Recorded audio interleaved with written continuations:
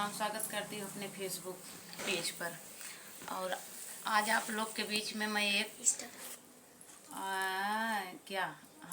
आप लोग के बीच में एक चोर और ड्रोन के बारे में भैया बहनी लोगन बतावत है। पहले सुने जा। आज हमारे गांव में चोर आए रहा को भौजी। हाँ, हमारे नैहरे में आज चोर आए रहा और ड्रोन उड़त रहा, सब देखे रहा। और ड्रोन जवन है वीडियो बना के देखा, फेसबुक इंस्टाग्राम पे डाले है। तो वही पे आज हम एक गीत लिख के लेके आ है, कैसन लागे आप लोग बतावत जाइए। और भर भर प्यार दुलार आशीर्वाद बनाए रखी हैं। और जितना हो सके उतना शेयर जरूर करिए यह वीडियो के। कि जागा जागा भैया लोग, गाँव में चोर घुसल बा। कि जागा जागा भैया लोग, गाँव में चोर घुसल बा। गाँव में चोर घुसल बा, कि गाँव में चोर घुसल बा।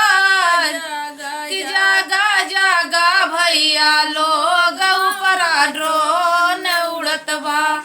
कि जागा जागा भैया लोग, ऊपरा ड्रोन उड़त बा।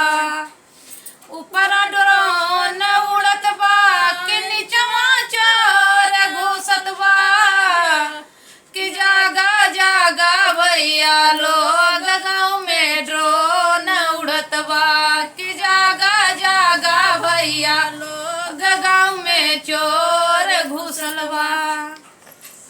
दीदी बहनी भौजी चाची गईनी मूर्ति देखे हो, गईनी मूर्ति देखे।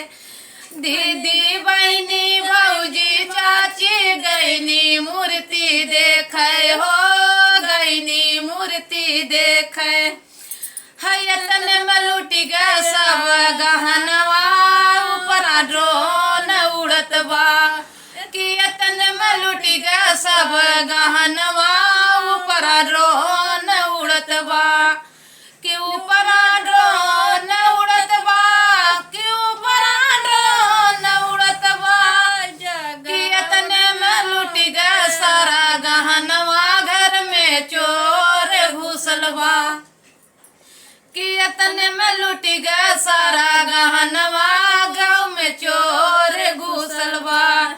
कि जागा जागा बहिनी भैया, गाँव में चोर घुसल बा। कि जागा जागा भैया बहनी, गाँव में चोर घुसल बा। कि गाँव में चोर घुसल बा। कि गाँव में चोर घुसल बा। कि ऊपरा निक से देखा भैया लोग, ड्रोन उड़त बा। कैसा लगे आप लोग कमेंट में जरूर बताना।